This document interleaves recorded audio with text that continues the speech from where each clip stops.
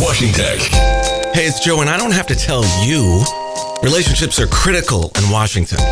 But how do you, A, find out who the key players are, and B, figure out how to reach out to them? Well, I want to tell you about Leadership Connect. It's been an absolute lifesaver for us as we expand our operations and outreach here at Washington. Leadership Connect, it's the digital service used by top federal contractors and government affairs leaders to contact decision makers and develop those strategic relationships. Visit leadershipconnect.io and join the community. I love it, and I'm 100% sure you will too. That's leadershipconnect.io. Try it now. Support for this podcast has been provided by referrals.internetassociation.org, Internet Association's new job site. IA understands and helps shape policies for its member companies. Collectively, they understand their platforms and services perform better with the perspectives of diverse employees and users who share their experiences. Visit Internet Association's job referrals site at referrals.internetassociation.org to view and apply for openings across participating IA member companies. By partnering with leading civil rights organizations, including AnitaB.org, the Bipartisan Congressional HBCU Caucus, the National Urban League, and the Thurgood Marshall College Fund, IA's job site is a new resource for historically underrepresented job applicants interested in working in the internet industry. Visit the site today at referrals.internetassociation.org. Recently, Epic Games has this very big lawsuit against Apple and Google, for that matter, and even Microsoft. Welcome to the Washington Tech Policy Podcast. From Washington, D.C., it's the Washington Tech Policy Podcast. With Joe Miller. Joe Miller. Another crazy election cycle. Every 4 years we say it's the most important election of a generation. But how do we measure that? Each election over the course of my life has seemed pretty pivotal. But despite the puffery to generate clicks and keep everyone reading all the speculation about the probable outcome of this election, our reliance on technology, especially social media, which continues to increase, still underscores the necessity of reining in false propaganda with objective, evidence-based journalism. And that doesn't necessarily always mean we have to choose between competing scientific claims, right? Most of these questions are simple. They don't require any empirical analysis at all. When you encounter someone holding a weapon, you can tell right away. Is that an AR-15 or a handgun? If a person goes to Presbyterian church every Sunday for worship services and has never set foot inside a mosque, is that person a disciple of Jesus Christ? Or are Christianity and Islam both monotheistic religions or not? Is it raining or sunny? These are all close-ended questions, and we can obsess over China and Russia till the cows come home, but much of the perceived misinformation journalists have been responding to has purportedly come from American leaders themselves. The main question these journalists have focused on is also open-ended. Has far more evidence demonstrated the safety of voting by mail over voting in person? The answer, of course, is yes. But still, the Trump administration continues to undermine the legitimacy of mail-in ballots, despite the fact that, yes, while there have been isolated incidents of applications, not ballots, being mailed to the wrong address, and extremely rare instances of ballots sent to deceased individuals, these problems are by no means widespread. And the voting districts in question all had controls in place to prevent double voting. Numerous studies, including a recent study by Stanford, demonstrate both increased voter participation and a negligible effect of votes obtained via mail-in voting for either party. Not so for electronic voting machines, though. In fact, corruption alone undermines the legitimacy of electronically submitted ballots, as USPS boss Louis DeJoy has an estimated $30 million investment in XPO, a USPS contractor, and has directed the removal of mailboxes and mail sorting machines in key states.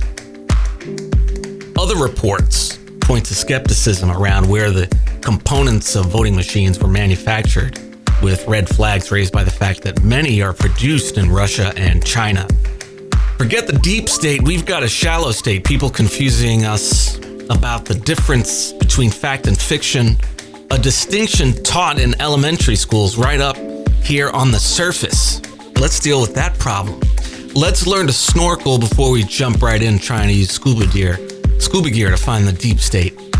Someone can be a forgetful senior citizen. A classification of people we used to respect, by the way. We used to respect senior citizens. Someone can be forgetful and still stick to the facts, just like you can have someone whom we'll say, just for the sake of argument, is lucid, but at the same time seems determined to lie to us.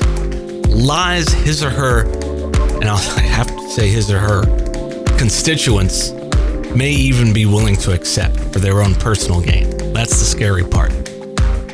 When you combine an electorate that has lost faith in its electoral system with the Supreme Court moving to the right, with originalist, textualist judges who adhere to words written exclusively by white men some 231 years ago, when slavery was still legal, women couldn't vote, and employers were free to exploit whatever source of labor they could find without regard to their safety, forget a second civil war. We've set the stage for a new constitutional convention, one that arises not just from trivial things like taxes on tea and stamps, but from police brutality, corrupt elections, and an uneven playing field between those who have inherited dubiously obtained assets under a presumption of manifest destiny in those original documents, and those who haven't.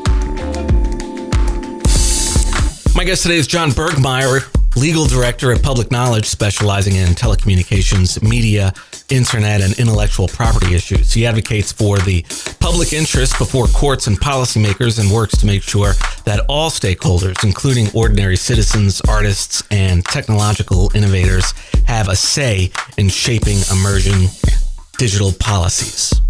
John Bergmayer. Happy to be here on Washington Tech. Yeah. DC's favorite podcast. So, the pandemic. What was the last episode you were on? Episode 31, that's when you were on. Oh, which really? was March 21st, 2016. So let's talk about your paper. Sure. You've got this new paper entitled Tending the Garden that deals with app stores and putting users first. We've heard a lot about app stores recently. A whole bunch broke over the summer. One is the company Basecamp. They're sort of like longtime developers of a sort of, enterprise software for communication that's very popular among people with really good taste. And they developed an interesting new email app called Hey. And basically Apple told them, you have to change the way your app works, because right now, in order to use the app, you need to have a paid Hey account that is already existing that you got somewhere else, because if they were to offer it in the app, they'd have to pay Apple 30%. The usual deal had been, well, okay, then we're just not going to offer signups in the app. Go to our website, figure it out. That's how Netflix works. That's how things work all the time. But then Apple said, oh no, you actually have to offer in-app purchase in your app. So you actually have to actively do the thing and then give us a cut of that. And that's really been the centerpiece of a lot of controversy. It's not that Apple charges 30% of sales through its app store.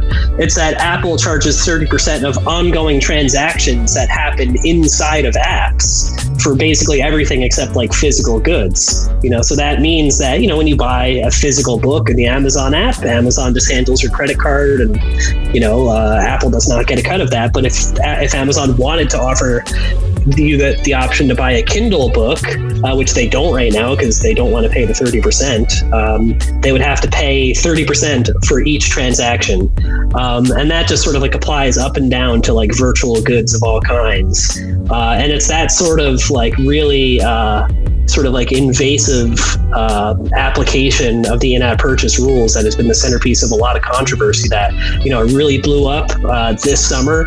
I think first with Hey, but, recently Epic Games has like this very big lawsuit against Apple and Google for that matter. And even Microsoft, longtime tech giant Microsoft itself, the subject of tons of antitrust scrutiny historically, has been critical of Apple because Apple is preventing its Xbox Game Pass app from being on iOS at all because of for business model reasons. So the solution to this, you say in your paper, is side loading. What is that, and how does it help consumers? Yeah, so side loading is one solution. There's a number of solutions.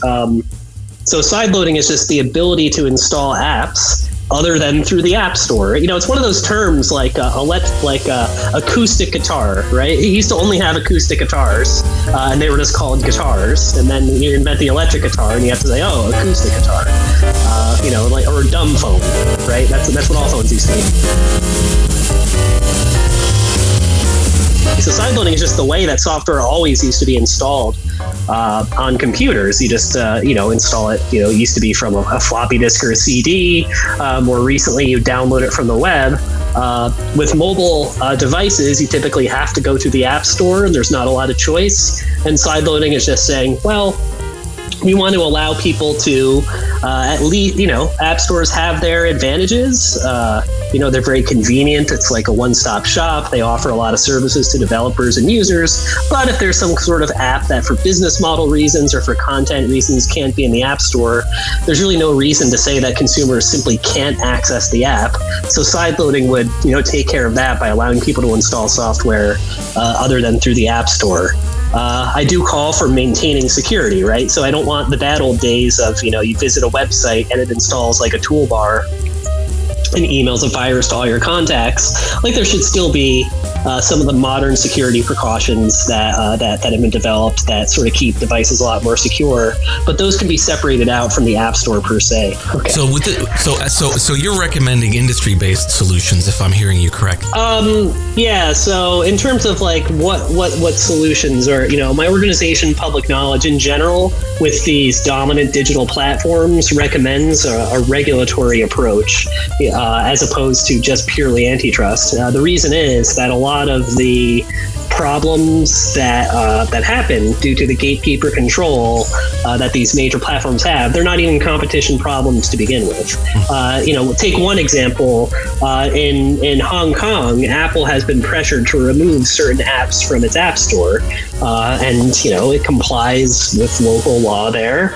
I don't necessarily think that you should tell major companies that they need to engage in civil disobedience, right? It's like, okay, yeah, go ahead and obey the law, but maybe you should design your devices in such a way that people still have options, even if software is taken off the store. So that's another thing for that, the earlier mentioned side loading addresses. Or moral censorship issues, things like that. There's a lot of like really complicated issues.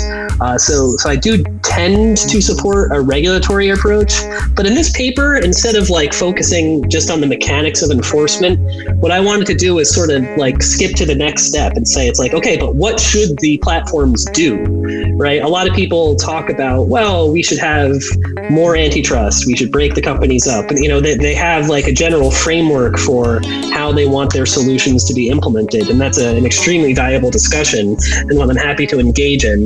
But for the purposes of the App Store discussion, I thought it would be more interesting, to me at least, to skip, to kind of tread lightly on that step and go to the next step of, okay, what should the app stores do, regardless of why they're doing it. So yeah, some of these things, if the app stores wanted to voluntarily adopt these principles, wonderful, that would be great.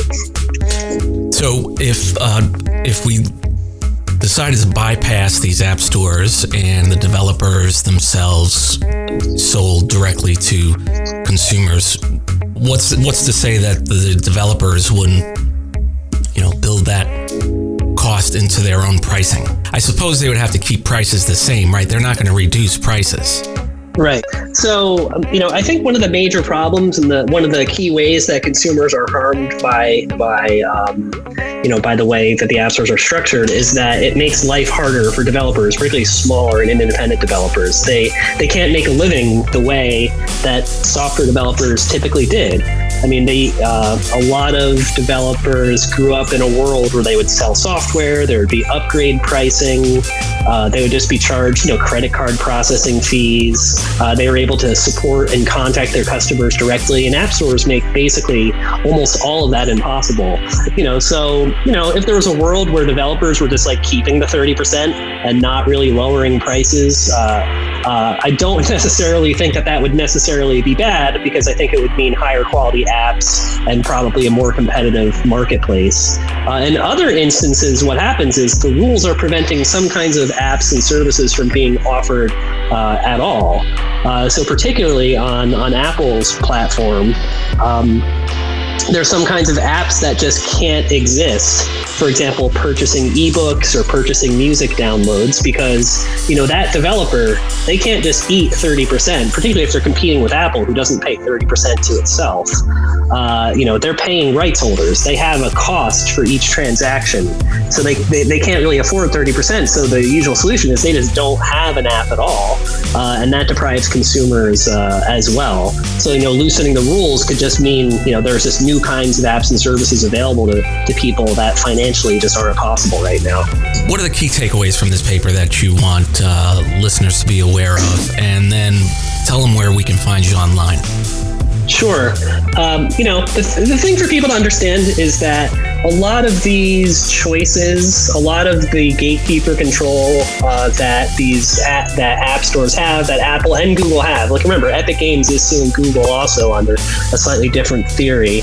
I mean, a lot of these policies were implemented at first for pretty good reasons. Having just like a complete Wild West where software could just do anything, where any app could see data that any other app had stored. Like all those things are not good, and it is good that we have sort of like moved towards an environment where there's a lot more security and control in the hands of the platform and in the hands of the user. But the problem is, once you create a tool that can be used to control what people can do for good reasons, it can then be used for anti-competitive reasons or to restrict what users can do sort of beyond what is necessary. So I think we just need to look at the practices in that light of what are they for? Why should we, where should they be used appropriately, and when should there be restrictions as to when they go too far? And in terms of where you can find me online, I'm the legal director at Public Knowledge, Washington DC based advocacy group on all kinds of digital issues, and my Twitter account, where I mostly post complete nonsense, is just at Bergmayer. John Bergmayer, like he said, legal director at Public Knowledge, and his recent paper, Tending the Garden, How to Ensure That App Stores Put Users First. His paper you can find on publicknowledge.org. John, thanks so much for joining me. Thank you. Washington Tech.